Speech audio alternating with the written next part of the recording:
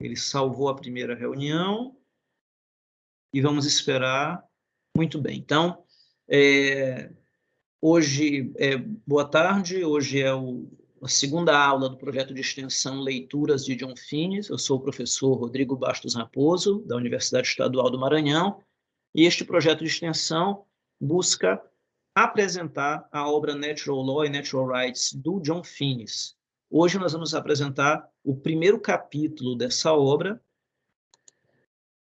onde o John Finnes apresenta os aspectos metodológicos do trabalho, e ele começa a assentar as premissas que ele irá desenvolver ao longo da obra. Eu achei muito interessante a maneira como ele trabalha essas questões metodológicas, porque isso vai, digamos assim, ele dá uma satisfação ao leitor, né? Afinal de contas, a partir de que ponto de vista eu vou tentar falar de lei natural? A partir de que ponto de vista teórico e metodológico? E ele também diz, eu tenho que apresentar como é que eu me posiciono diante dos meus antecessores, né? Dentro da escola que eu me encontro, né? Já que eu sou criado dentro dessa escola da jurisprudência analítica, que é, digamos, o positivismo anglo-saxônico. Como é que eu me posiciono dentro dessa escola em relação aos meus antecessores, né? Então, como é que eu me posiciono em relação a figuras como Hart, a importantes positivistas como Kelsen, a antecedentes influentes como John Austin e Jeremy Bentham, né? Então, o Finnes, ele, nesse primeiro capítulo, ele procura colocar-se diante desses autores. Chama a atenção, na maneira como o Finnes escreve, que ele adota uma maneira de construir o texto, uma abordagem que é muito dialética.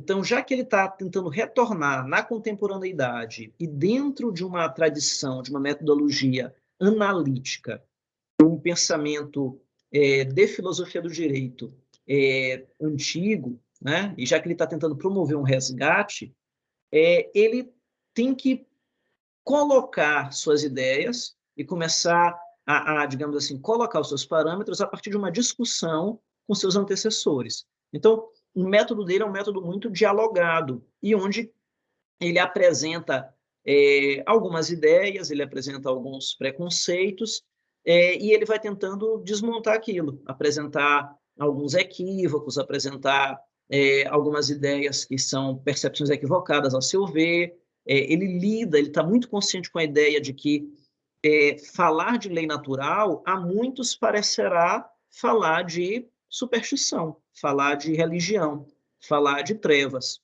né?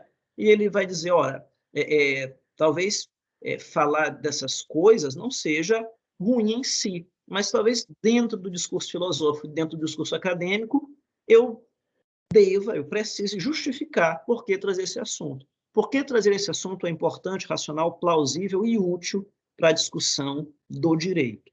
Bom, então ele vai, no primeiro item do desenvolvimento da obra, ele vai explicar, olha, qual é o meu problema, né? O meu problema é esse aqui. Como é que eu vou identificar bens humanos e requisitos de razoabilidade prática? Como é que eu vou avaliar o sucesso ou fracasso de instituições jurídicas se, para que eu, como teórico, perceba os objetivos dessas instituições, perceba os valores que elas podem promover, eu dependo de experiências que variam muito entre indivíduos e grupos, no tempo e no espaço. Como é que pode pretender-se falar de lei natural, uma lei natural que permite identificar valores básicos para o florescimento humano, uma lei natural que permite, que aponta para o uso da nossa razão, do nosso intelecto, para conceber as maneiras mais razoáveis de perseguir aqueles bens, de perseguir aquele florescimento humano, e como é que a ideia de uma lei natural pode coexistir com essa grande variedade de experiências. Então, essa é a questão que o Finnes coloca logo no início, né? Então, ele procura demonstrar assim, olha, eu estou alerta de que falar de lei natural como sendo algo, digamos, que tem uma certa permanência, parece contradizer a ideia que hoje é amplamente aceita de que objetivos e valores humanos variam muito. Então, como é que ele vai começar a pensar isso aí, né? Ele vai começar a construir, olha, quando eu vou fazer uma teoria, eu tento definir o meu objeto. Eu tento entender, afinal de contas, do que é que eu estou falando.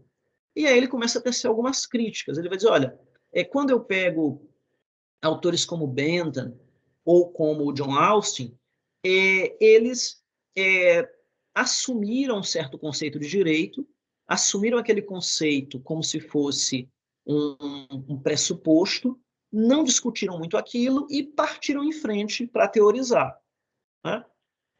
O próprio Kelsen fez isso também, né? Ele marcou ali uma definição de direito como algo que tem como característica fundamental a coercibilidade e dali para frente construiu um edifício teórico. Mas o conceito inicial ele não foi discutido, ele foi colocado ali de maneira, digamos assim, um pouco inocente, né? O leitor é convidado a aceitar aquele ponto de partida e dali seguir em frente, né?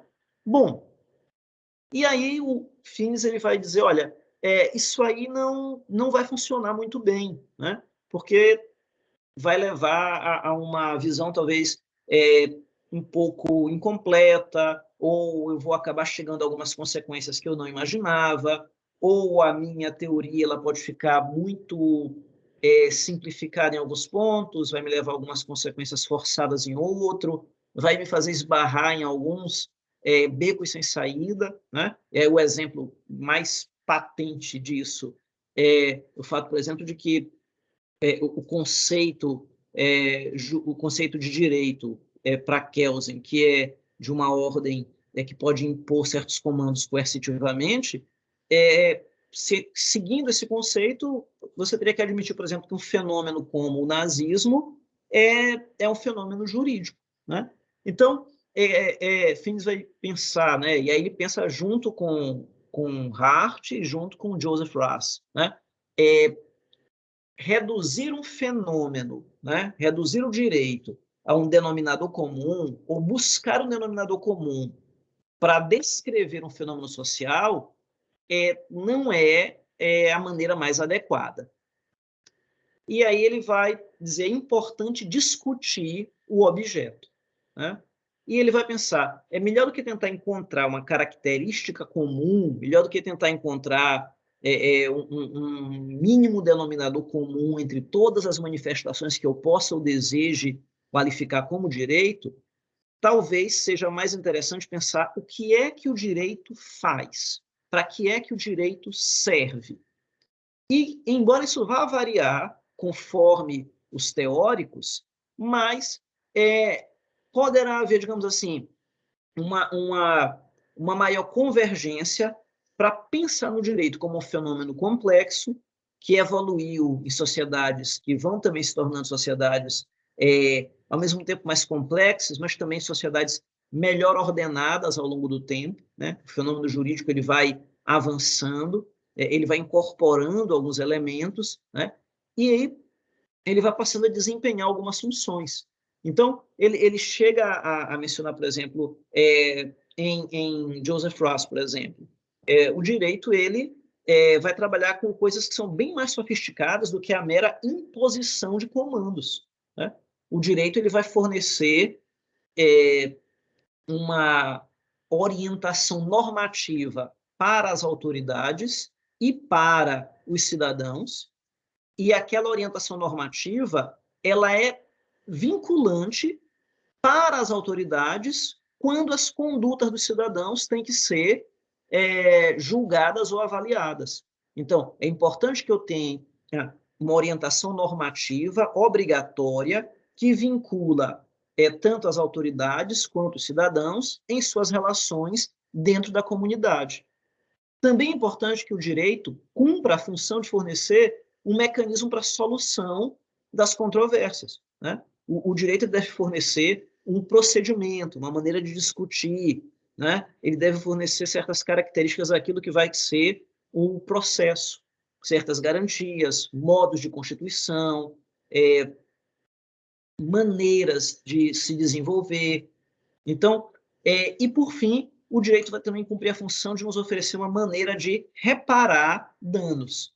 Então, essas três funções, né, de fornecer orientações normativas vinculantes, fornecer um mecanismo para resolver disputas, fornecer um mecanismo para reparar danos, isso é mais sofisticado e talvez corresponda a uma ideia mais adequada do que é o direito, do que o direito faz, do que simplesmente a ideia de que o direito se caracteriza pela possibilidade de imposição coercitiva de comandos normativos. Então, há imposição de comandos coercitivos? Há, mas isso aí talvez não seja o que é característico do direito. Né? Por quê? Porque a imposição coercitiva de comandos normativos eu vou ter também em ordens tribais, em ordens autocráticas, em ordens arbitrárias e despóticas, em tiranias. Então, talvez não seja o melhor componente, o melhor denominador para qualificar e estudar o fenômeno. Bom, e ele segue avançando. Mas como é isso, né? Então, eu tenho que pensar, então, que eu tenho valores básicos, eu preciso de instituições jurídicas que promovam esses valores numa comunidade, eu tenho que avaliar se essas instituições estão funcionando bem ou mal, se elas estão se desvirtuando ou não. Uma teoria do direito pode me ajudar a descrever o que o direito faz e pode me ajudar a compreender se o direito está fazendo aquilo de maneira mais ou menos adequada. Né? Então, uma ciência do direito, ela tem um propósito que é muito prático, né? Muito prático no sentido de que ela procura pensar em como é que se está decidindo o desenho dessas instituições, né? Como é que se está decidindo como é que elas vão funcionar. Finis vai dizer, eu preciso estar aberto à ideia de que as instituições, né, o direito, eu preciso observar ele a partir de seus exemplos mais evoluídos, mais completos.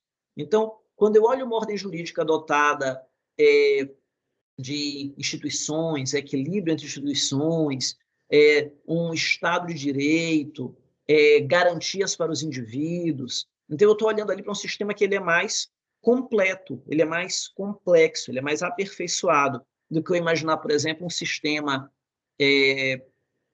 bem primitivo, onde a autoridade decide como quer, sem parâmetro numa disposição normativa anterior, decide de maneira autocrática, de maneira voluntariosa e impõe aquilo por meio da força.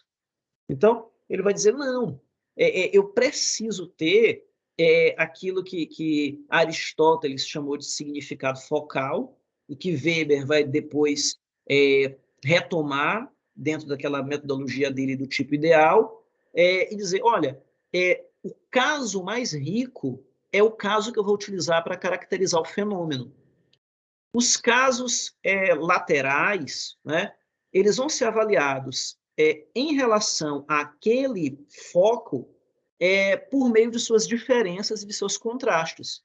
Então, eu não vou tentar reduzir o fenômeno àquilo aquilo que há em comum e toda e qualquer manifestação. Né? Até porque, eventualmente, eu posso dizer, olha, uma tirania não é uma manifestação do direito. Né? Por quê? Porque falta à tirania algumas coisas que são típicas do direito. Né? Algumas coisas que o tipo central, o tipo principal, o foco do direito demanda. Né? Então, eu devo, então, definir o que significa o direito, eu devo definir o objeto da maneira mais rica possível, a partir dessa riqueza, e aí, a partir de onde eu vou construir essa visão, a partir de onde eu vou buscar esse significado focal? Nas funções práticas que o direito deve realizar. Né? E o direito não serve para impor decisões coercitivamente. Não. O direito serve para, e aí ele volta aos avanços da teoria mais sofisticada, né? o direito serve para impor comandos às autoridades, aos indivíduos, né? Solucionar controvérsias, oferecer mecanismos de reparação de danos. A sanção, ela é um acessório que é necessário em muitos fenômenos humanos, né? A sanção talvez não seja um elemento característico distintivo do direito, né? Talvez quando a gente aposta que a sanção é o elemento característico do fenômeno jurídico, talvez seja um equívoco semelhante a eu afirmar, por exemplo, que é um elemento característico do ser humano a amamentação, né? E aí eu vou descobrir que não, né? Que eu posso ter inúmeros animais que apresentam a característica da amamentação e que não são seres humanos, né? Da mesma maneira, eu posso ter inúmeros fenômenos sociais que vão apresentar o fenômeno imposição coercitiva de normas ou de decisões e que não são necessariamente direito, né? Por quê? Porque eu posso regular o foco de outra maneira, né? Então, quando eu determino o significado focal baseado no caso mais rico, eu evito o paradoxo de Kelsen de ter que afirmar, por exemplo, que o fenômeno do totalitarismo foi um fenômeno jurídico, né? Então, notem como esse aspecto metodológico do trabalho do Finis é rico, né? Mesmo para aqueles de nós, por exemplo, que não têm um interesse em particular pela lei natural. Bom, e o Finis ele avança, né? Ele indaga. As ciências sociais e a jurisprudência descritiva estão inevitavelmente submetidas às concepções pessoais dos teóricos acerca do que é bom e razoável. Aqui ele está enfrentando o dilema da nossa área de conhecimento, né? Como é que eu vou produzir ciência sobre relações humanas, né, sobre a sociedade, sobre o fenômeno jurídico? Como é que eu vou produzir um discurso científico se os teóricos têm as suas próprias concepções pessoais e se eles fazem parte do problema que eles estão estudando? E se eles levam para o estudo desses problemas os seus próprios valores, as suas próprias concepções daquilo que é bom, do que é adequado, né? Essa descrição, no próprio momento em que eu vou delimitar o meu objeto, ela vai estar influenciada pelas preferências do teórico, né? Ele vai recortar o objeto de acordo com aquilo que ele considera importante, útil, significativo. Então, por um lado, sim, né, nós estamos nas ciências sociais submetidos à nossa subjetividade, né? Pois a definição de um objeto requer uma avaliação do que é significativo e importante. Por outro lado, não. Nós não estamos inevitavelmente submetidos a essas concepções pessoais. Por quê? Porque nós não estamos sempre dando o primeiro passo. A aquisição de conhecimento, ela é ordenada, ela é progressiva, ela é cumulativa. E, ao longo do tempo, os teóricos têm a oportunidade de transformar os seus primeiros pré-julgamentos em avaliações melhores. Então, nós podemos, por meio da nossa evolução cognitiva, por meio do progresso de nossa pesquisa, por meio do nosso debate e diálogo com outros pesquisadores, submeter aquelas nossas primeiras impressões acerca do que é bom e razoável, as nossas primeiras avaliações acerca do que é significativo e importante, nós podemos, devemos e iremos submeter aquilo a um processo de evolução e progresso na aquisição de conhecimento, progresso nas pesquisas e diálogo com nossos pares, né? Nós iremos, então, progredir primeiro, porque nós não somos estáticos na apreciação daquilo que é bom e razoável, a nossa apreciação não é estática, ela pode ser aperfeiçoada, né? E ela é aperfeiçoada pelo nosso trabalho e ela é aperfeiçoada pela nossa interação com outros indivíduos, com outros pesquisadores. Então, aquilo que ele chama aqui de aquisição ordenada de conhecimento, que auxilia os teóricos em seu esforço de transformar seus pré-julgamentos em algo mais adequado e algo mais aperfeiçoado, na verdade, é o quê? É o trabalho metódico de buscar aperfeiçoar as próprias avaliações e levar em conta, responder, criticar, enfrentar as objeções e as colocações dos nossos colegas, né? Então, eu acho isso aqui fabuloso e interessantíssimo, porque eu estou, digamos, no frontispício de uma obra que vai falar sobre lei natural, reconhecendo que nós estamos no campo das ciências sociais, que, embora fazendo filosofia do direito, nós estamos dentro de uma discussão que precisa ser racional, plausível, bem argumentada. Está se reconhecendo aqui o impacto poderoso da subjetividade sobre a produção de conhecimento. Então, notem, Finis, ele alerta o leitor, primeiro, eu tenho que ter uma visão rica e nuançada do que é o direito. E eu tenho que buscar caracterizar o meu objeto de pesquisa de maneira rica e não de maneira estereotipada. Por outro lado, eu estou ciente de que, para definir o meu objeto, eu preciso avaliá-lo e que toda avaliação tem uma carga de subjetividade. Mas eu posso superar isso por meio de um esforço ordenado de produção de conhecimento. Bom, e ele segue, né, nos dizendo que há um movimento entre a compreensão do bem humano e de suas exigências práticas e as descrições das situações em que o bem-estar humano é realizado ou destruído. Aí entra o elemento da empiria.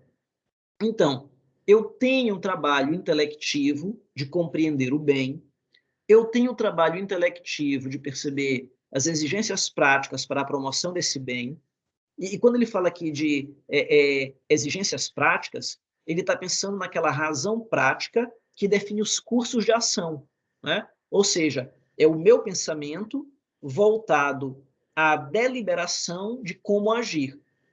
E ele vai dizer, há um momento para essa reflexão, né? Há um momento para essa concepção, delimitação, para esse desenho do que é o bem humano e de quais as melhores estratégias para persegui-lo, e há um momento para perceber, descrever e estudar o que está acontecendo no mundo à minha volta, né? Nessa situação aqui, o bem-estar humano está sendo realizado ou está sendo frustrado, né? Eu estou promovendo felicidade ou promovendo miséria? Esse sistema ele está promovendo o florescimento humano ou ele está promovendo o amesquinhamento humano, né? E há, então, uma ida e volta entre compreender o bem humano e pensar nas exigências práticas para a sua realização e aquele momento em que o olhar vai para o mundo e para situações concretas, onde eu tenho casos de êxito e casos de fracasso na promoção do florescimento humano. Então, eu viajo entre a compreensão e a elaboração intelectiva do bem humano e de sua busca, né? E entre a avaliação empírica das situações de sofrimento ou de florescimento que se vê no mundo. E há, então, uma troca, né? Há, então, um ir e vir. E aí ele avança. O ponto de equilíbrio reflexivo nas ciências sociais é uma conjugação de informações e compreensão dos pontos de vista e preocupações práticos das outras pessoas, aliado a um adequado julgamento acerca de todos os aspectos de um florescimento humano genuíno e de uma autêntica razoabilidade prática. Então, eu vejo aqui em Finis a percepção de que quando eu trabalho com essa matéria humana que se chama direito, né? Essa instituição humana, essa criação humana, né? Eu preciso encontrar na elaboração teórica das ciências sociais um ponto, né, onde vai confluir informações, discussões, compreensões dos outros e também do mundo e também do pesquisador. Bem, e aí ele avança, né? Bom, a teoria da lei natural, então, ciente da situação metodológica das ciências sociais, critica pontos de vista práticos para distinguir o razoável do irrazoável, o importante e o contingente. Então, dentro desse contexto das ciências sociais, desse contexto em que eu tenho mutabilidade, subjetividade, mudanças de valores no tempo e no espaço, dentro desse contexto, né, a teoria da lei natural ela vai servir como uma ferramenta para criticar parâmetros de decisão, estratégias de busca do florescimento humano, tentando perceber e ajudar a perceber se aquele caminho é adequado ou não, se aquele determinado valor que está sendo buscado ele é realmente imprescindível ou se ele é apenas momentâneo. E então, assim, até aqui, né, Fins aponta para a gente, olha, eu sei dos problemas de discutir lei natural no atual estágio em que se encontram as ciências sociais, né? Eu sei do problema com o qual me defronto, né? E eu pretendo, e eu acredito que ainda assim, essa teoria da lei natural pode auxiliar a pensar essas instituições humanas que compõem o direito. E segue. A teoria da lei natural identifica condições e princípios de correção prática, de boa e adequada ordem entre as pessoas e na conduta individual. Então, a teoria da lei natural, ela não é apenas uma teoria para orientar algum tipo de moralidade subjetiva. Ela vai além.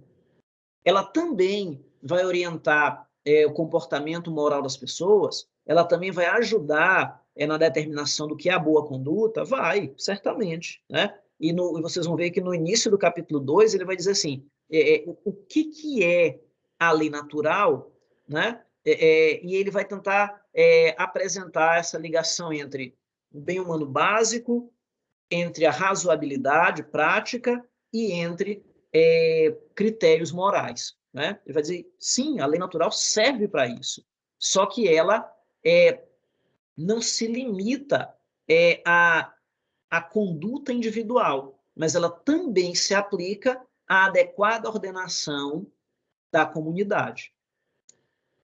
A teoria da lei natural auxilia nas reflexões práticas daqueles chamados à ação, sejam autoridades ou cidadãos. Também é uma moldura conceitual fundamentada para as ciências sociais. Então, aqui é a hipótese que está abaixo da obra do Fins. Né? Abaixo, eu digo assim, é o alicerce, o fundamento, a tese, aquilo que ele quer demonstrar. Né? Ele quer dizer, olha, a teoria da lei natural tem algo a oferecer para as autoridades, os legisladores, os políticos, e também para os cidadãos. Ao mesmo tempo, do ponto de vista da reflexão filosófica ou da reflexão científica, ela pode oferecer uma série de conceitos que irão colaborar para o desenvolvimento dessas ciências. Então, notem, a aposta de Fins, a proposta de Fins, é dizer, olha, eu vou oferecer para você um conjunto de ferramentas racional, plausível, dotada de um certo fundamento, que poderá contribuir, né, para a sua reflexão. Né? Então, digamos assim, o projeto dele, e aí vejam, né, que autor ousado, né, em pleno século XX foi a primeira edição, e agora no alvorecer do século XXI ele retomou, né, a obra, publicou sua segunda edição, é uma proposta de resgatar a ideia de lei natural no século XXI. Né? E essa ideia de lei natural, ela é diferente daquilo que nós preconcebemos. Né? Porque o que fica imaginando? A gente fica pensando, eu pelo menos pensava, né? Ora, se alguém me fala de lei natural, eu fico imaginando aquelas concepções, é o direito natural que está sendo mencionado, é uma lei dada por Deus, ela é eterna, perfeita e imutável. A lei natural é aquela lei que serve de parâmetro para a elaboração da lei positiva, né? É aquele fenômeno, por exemplo, pelo qual o legislador ele não legisla de verdade, né? O legislador não cria a lei, né? Na verdade, o legislador simplesmente revela a lei pré-existente. Então é isso que é o direito natural, né? Mas como é que fica? Se a lei é pré-existente, se o legislador simplesmente descobre a lei pré-existente, por que a lei muda? Por que a lei possui uma dinâmica, né? E aí Finch ele diz, não, lei natural não é isso. Lei natural, essa descrição da lei natural e do direito natural, ela é uma descrição equivocada que foi feita pelos próprios teóricos positivistas, né? E eles talvez não tenham prestado a devida atenção no que os próprios teóricos do direito natural e da lei natural disseram, e eles criaram um estereótipo do que é a lei natural, criaram esse estereótipo com o único propósito de fazer, digamos assim, um contraste. Olha, aqui eu tenho a lei natural, algo primitivo, supersticioso, algo que condiciona o direito a algum tipo de moralidade pré-definida, algo onde não há espaço para um conceito formal de validade. E essa outra construção aqui mais sofisticada, que é a construção do direito positivo, que dá espaço para o legislador, que define o que é obrigatório e o que não é obrigatório por meio do critério de validade e vigência. Então, deixemos para trás as superstições e o obscurantismo e abracemos o fato de que é o legislador que cria a norma jurídica, né? E Finis vai dizer, não, a lei natural é simplesmente o fato de que a razão humana é capaz de determinar bens humanos que são úteis para promover o florescimento humano. E como Finis faz isso? Né? E é com que eu quero concluir o nosso encontro de hoje. Né? Finis discute, ao longo do primeiro capítulo, com Bentham, com Austin, com Hart, com Joseph Russ, com Lon Fuller. Ele discute com esses autores e, a partir dessa discussão, ele vai resgatando algumas má compreensões do que é a lei natural. E ele vai explicar, olha, há uma mútua relação entre descrever teoricamente as relações humanas e avaliar as opções humanas com vistas a agir de modo razoável e bom. É aquele ponto de equilíbrio reflexivo, né? Entre descrever o que acontece, quais os valores, o que é necessário para o florescimento humano, né? Então, entre descrever o que está ali acontecendo, descrever situações de sofrimento, descrever situações de florescimento, descrever oportunidades, descrever obstáculos, né? Entre a descrição e a prescrição, né, qual é a melhor estratégia para aumentar as oportunidades de florescimento humano? Qual é o melhor caminho a seguir para promover uma vida humana mais digna, né? Para promover um direito que funcione melhor, de modo mais equânime, né? Então, entre descrever e avaliar, vai haver sempre uma interação. Essas avaliações, elas não decorrem das descrições. O que ele quer dizer com isso? Que dos fatos eu não vou retirar o meu julgamento. Na verdade, a descrição, ela pode, digamos assim, a descrição, ela não me permite tentar criar da descrição uma limitação à minha teoria. Ao contrário, né? Se a descrição aponta problemas, desafios, dificuldades, obstáculos, as avaliações elas vão justamente no sentido de modificar a realidade descrita, intervir no fenômeno descrito. Então, as descrições não condicionam as avaliações. mas as descrições permitem avaliar melhor, né? É como se eu dissesse um bom exame do meu paciente permite que eu receite, né, um medicamento mais adequado. Então, não é porque eu consegui descrever uma série de problemas, né, de sintomas, de algo que compõe uma doença, né, que a minha avaliação será simplesmente a fatal descrição de um quadro de doença. Não, a avaliação ela permitirá o quê? Que se aponte ali um tratamento. Da mesma maneira, as descrições não decorrem das avaliações, né? Não é porque deseja-se, digamos, a promover o bem, deseja-se promover oportunidades, não é porque se deseja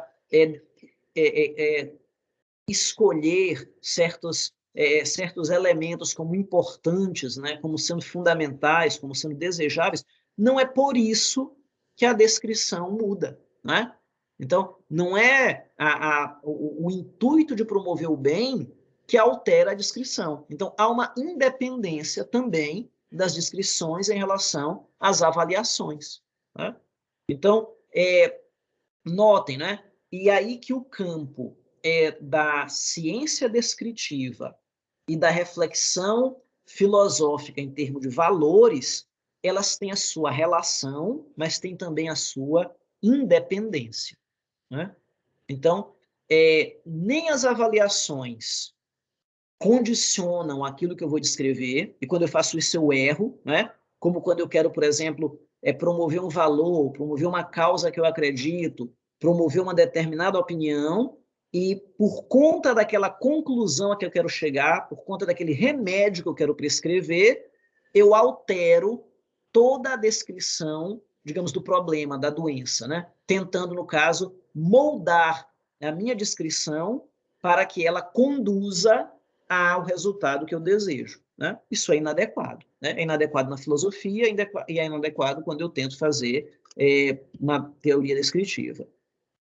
Da mesma forma, quando eu faço uma descrição e aquela descrição parece, digamos, ser capaz de tolher, limitar, condicionar as avaliações que eu faço, eu também caminho mal, né? Por quê? Porque em ciências sociais, né, a descrição do fenômeno permite uma melhor e mais adequada intervenção sobre o fenômeno, né? Então, quero deixar então essa palavra final, né? Que é a constatação de que o John Finnes está bem ciente do que são as ciências sociais nessa época, né? Quais são as dificuldades que a subjetividade traz, como essa subjetividade pode ser mitigada, né, ao longo do tempo, por meio de um esforço metódico, por meio de um diálogo entre os pesquisadores, né, e como entre a descrição de um fenômeno e a avaliação de um fenômeno, eu vou ter sempre uma troca, uma interação. E, ao mesmo tempo em que eu tenho essa interação, a descrição e a avaliação são processos independentes. Muito bem, eu creio que era isso. Eu vou parar a gravação